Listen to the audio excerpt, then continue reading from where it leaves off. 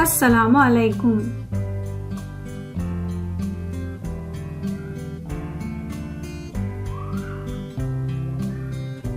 پیارے بچوں، آج ہم سیکھیں گے سبق نمبر 21 فاطمہ شیخ، جماعت دوم۔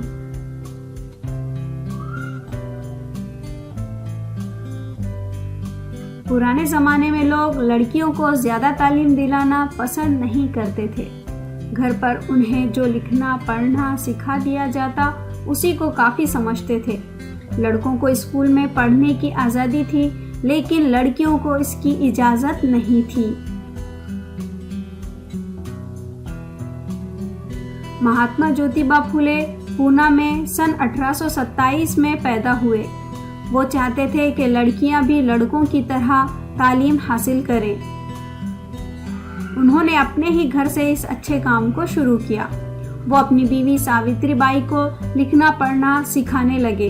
ان کے والد کو یہ بات پسند نہ آئی۔ والد کے ناراض ہونے کی وجہ سے جیوتبا کو اپنا گھر بار چھوڑنا پڑا۔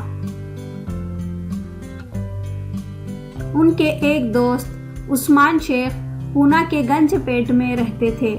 انہوں نے جیوتبا پھولے کو رہنے کے لیے اپنا گھر دیا۔ یہیں جیوتبا پھولے نے اپنا پہلا اسکول شروع کیا۔ عثمان شیخ بھی لڑکیوں کی تعلیم کی اہمیت کو سمجھتے تھے۔ ان کی ایک بہن فاطمہ تھی جسے وہ بہت چاہتے تھے۔ عثمان شیخ نے اپنی بہن کے دل میں تعلیم کا شوق پیدا کیا۔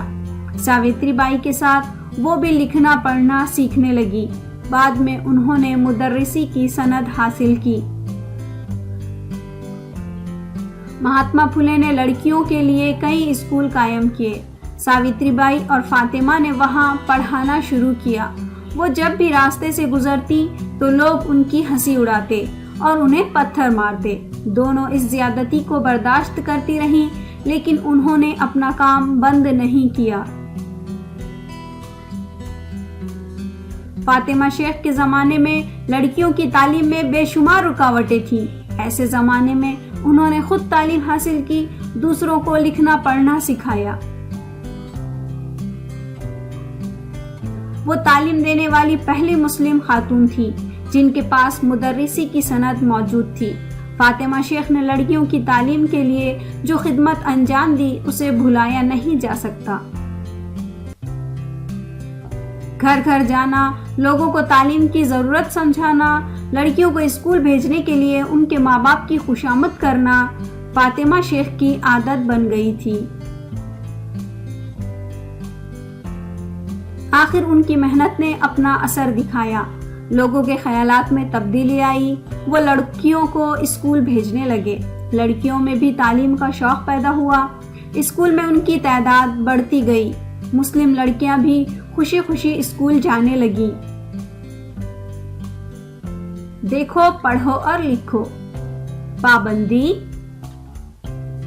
ناراض، اہمیت، مدرسی، سند۔